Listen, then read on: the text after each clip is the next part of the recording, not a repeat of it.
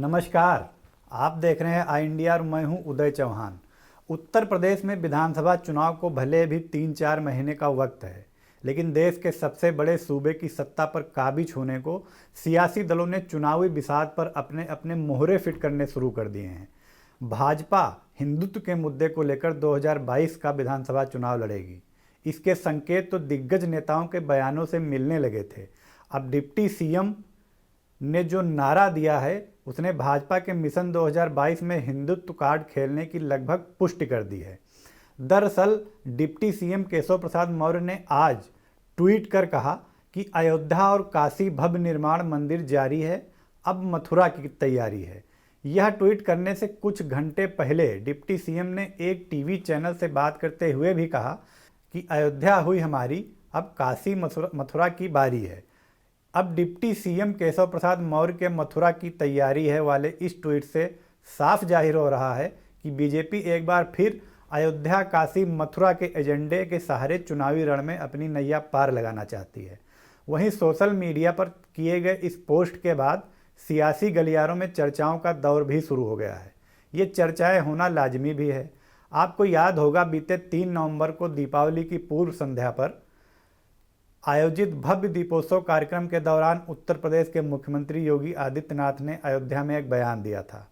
उन्होंने कहा था कि पहले कार सेवकों पर गोलियां चली थीं, अब की बार पुष्प वर्षा होगी। सीएम के इस बयान के बाद से सियासी गलियारों में इस बात को लेकर जबरदस्त चर्चा है कि आखिर योगी कहां कार सेवा कराने की बात कह रहे हैं, क्योंकि अयोध्या में तो राम मंदिर का निर्माण तेजी से चल रहा है।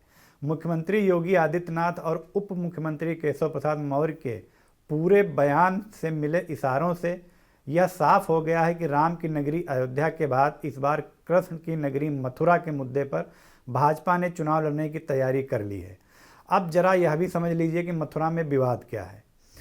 भगवान श्री कृष्ण के लाखों करोड़ों भक्त मथुरा में श्री कृष्ण जन्मस्थान परिसर में मुगल शासक औरंगजेब के कार्यकाल में बने शाही ईदगाह मस्जिद को वहां से हटाने की मांग करते आ रहे हैं। मथुरा जिला सिविल न्यायालय में याचिका भी दायर की गई है।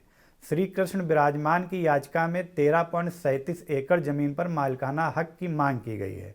दरअसल 6 कृष्ण भक्तों ने श्री कृष्ण जन्मस्थान सेवा संस्थान और शाही ईदगाह प्रबंध समिति के बीच 5 दशक पूर्व हुए समझौते को अवैध बताया। उसे निरस्त करने और मस्जिद को पूरी तरह से हटाकर पूरी जमीन मंदिर ट्रस्ट को सौंपने की मांग की है। दायर याचिका में, जो अब श्री कृष्ण जन्मस्थान सेवा संस्थान के नाम से जाना जाता है, और शाही ईदगाह मस्जिद के बीच जमीन को लेकर समझौता हुआ था। इसमें तय हुआ था कि मस्जिद जितनी जमीन में बनी है बनी रहेगी। अब परिवादियों के अनुसार सेवा संघ की ओर से किया गया समझौता गलत है। जानकार बताते हैं कि मुगल शासक औरंगजेब ने 1669 में श्री कृष्ण मंदिर की भव्यता से चिढ़कर उसे क्षतिग्रस्त कराते हुए उसके एक हिस्से में ईदगाह का निर्माण करवा दिया था।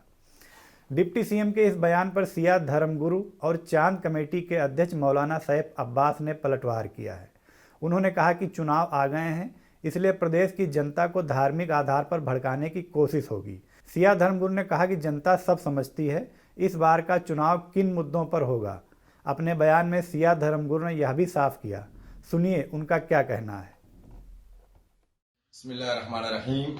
आपका जो सवाल है हमारे यूपी के डिप्टी सीएम से मुताल्लिक केशव प्रसाद मौर्य जी का, कि अब अयोध्या की बात काशी और मथुरा की बारी है, मैं समझता हूं कि जितना इलेक्शन अभी करीब आएगा और इसी तरीके की बातें की जाएंगी और जो हमारे प्रदेश की जनता है उसके जज्बात को भड़काने की बात की जाएगी।